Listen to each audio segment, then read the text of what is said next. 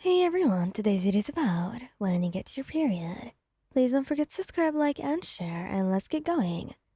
You curled up on the couch, wrapped in a blanket that feels like it's doing nothing to protect you from the cramps that were tearing down through your lower abdomen.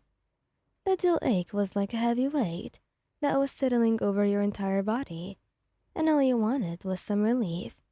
But you know what this was. It happens like clockwork every month, yet somehow, each time feels worse. You shift slightly, pressing a hand against your stomach and groaning softly. There is the sound of a door clicking open, followed by the familiar thud of boots hitting the floor. Katsky must be home.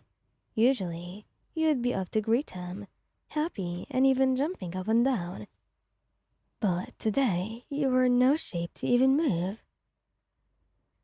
Why are you just sitting there, like a lump? His voice cuts through the silence, gruff but familiar. You hear the rustle of his jacket as he tosses it onto the chair, the clink of his keys hitting the counter. He's moving around the room, but you can't muster the energy to even lift your head. Katsky, your voice was soft, tired. He freezes at the sound of your voice, even though you can't see him. You know that his eyes were set on you. He walks over, his footsteps heavy against the hardwood floor. What's up with you? You groan, burying your face deeper into the couch. Um, that time of the month. You say. There's a brief pause and you know that he's processing it. Katsky isn't the type to fumble around in awkwardness when it comes to this kind of thing. He's more of a straight-to-the-point guy, but you also know that he cares, even if he doesn't always show it in the softest way. Why didn't you say something sooner? You shrug under the blanket, now that he can see it. Didn't want to bother you. I'm fine. Fine, my ass. He grumbles. You hear him heading towards the kitchen, and the familiar sound of cabinets opening and closing tells you that he's searching for something. You're not sure what he's up to, but you don't question it. A few moments later, he returns. Katsky kneels down in front of the couch, and you feel a cool glass being pressed into your hand. Here, drink some water. You open your eyes slightly and take the glass, sipping it gratefully. Thanks. Katsky doesn't say anything, just watches you closely, eyes narrowing in that way he does when he's focused on something. Then he stands up abruptly. I'm gonna grab you some painkillers. You already took some? Yes. You murmur, but it didn't help much. He grunts in acknowledgement and heads toward the kitchen, returning quickly with a small bottle of painkillers and a heating pad. Katsky kneels down again, placing the heating pad gently over your stomach.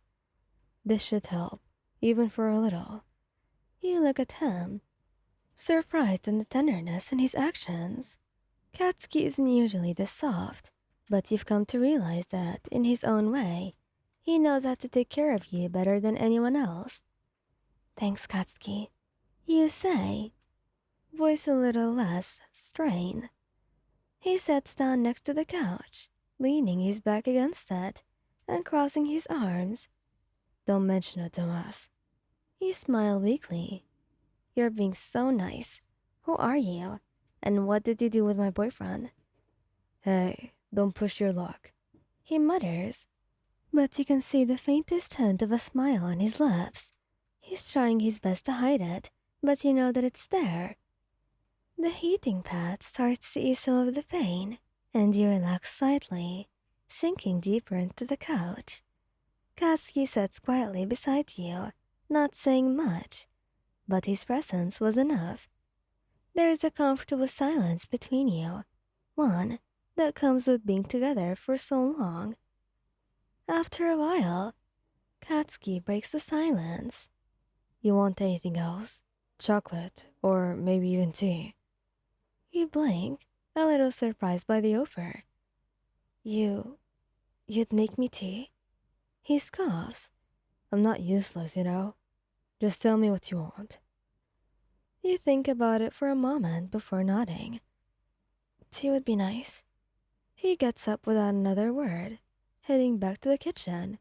You hear him clattering around with the kettle, grumbling under his breath about something. But you know this is his way of being attentive. After a few more minutes, he returns with a steaming cup of tea. Here, drink it slowly though, he says, handing it to you. You sit up a little, carefully taking the cup from him.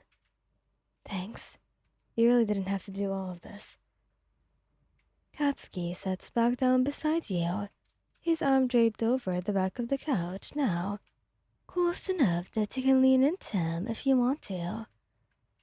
Yes, well, you look like shit, so I figured I'd help. You chuckled softly, though it quickly turns into another groan as a cramp hits you. Katsky's arm tightens slightly around you, not pulling you in, but close enough that you feel his warmth. Just let me know next time, alright? You don't need to deal with this crap by yourself. He says, his voice low, but firm. You lean into him a little, resting your head against his shoulder. I know.